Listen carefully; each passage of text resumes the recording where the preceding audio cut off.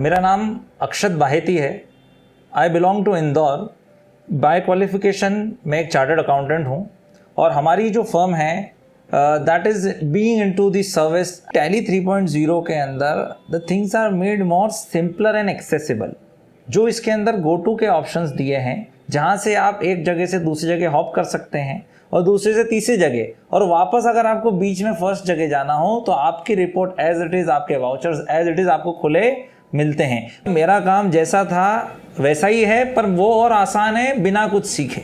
अब as a chartered accountant आप बात करेंगे तो डेटा एंट्री वो शुरू से बहुत आसान है टैली के अंदर, पर जब रिपोर्ट जनरेशन की बात आती है तब वो टाइम लेती है, टाइम कंज्यूम करती है और वो टाइम कंजम्पशन आजकल सहन नहीं हो रहा था और टैली ने उसको भी रिजॉल्व कर दिया कि report generation is also made लगभग 8 to 10 times faster than the previous version of tally. जैसे ही हमारे क्लाइंट्स बड़े होने लगते थे, जब उनका बिजनेस बड़ा होने लगता था, तब उन्हें ऐसा महसूस होता था कि कुछ और लाया जाए, क्योंकि स्केलेबिलिटी में बड़ी समस्या आती थी।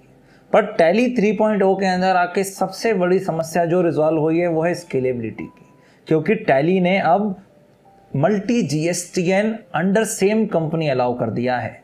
अब मल्टी जीएसटीएन अलाउ होने से क्या होता है, क्योंकि आज ज़माना है स्केलेबल का, आज ज़माना है ऑनलाइन का। आज जब बात करते हैं माल बेचने की, कुछ बिजनेस करने की, तो वो कोई स्टेट, सिटी या डिस्ट्रिक्ट से रिस्ट्रिक्टेड नहीं होता है, वो रिस्ट्रिक्टेड किसी भी बाउंड्री से नहीं होता है, क्योंकि आज ज़माना है ग्लोबल विलेज का। और वही चीज़ टैली 3.0 में सबसे पहले रिजॉल्व हुई। दूसरी चीज़ जो ये लाए हैं वो है कंप्लायंस से रिलेटेड, क्योंकि एक चार्टर्ड अकाउंटेंट को कंप्लायंस एक मैंडेटरी पार्ट है, जो कि है to be reconciliation, to a reconciliation, वो भी ऑटोमेटिक फ्रॉम जीएसटी पोर्टल। होता आज की तारीख में यूँ था कि हमें एक मैनुअल एक्सेल के अंदर 2A 2B डाउनलोड करना पड़ते थे, मैनुअली टैली का डेटा निकालना पड़ता था, फिर बहुत सारे फार्मूलाज लगा के एक रिपोर्ट बनानी पड़ती थी जो कि अनरिकन्साइल्ड बिल्स की होती थी। अब वो बहुत सारा हेडेक, बहुत सारी इनएक्यूरेसीज की जगह ख़त्म हो गई है और इससे बिजनेस ओनर्स को वाकई अपने बिजनेस डिसीजन लेने में सहायता होगी।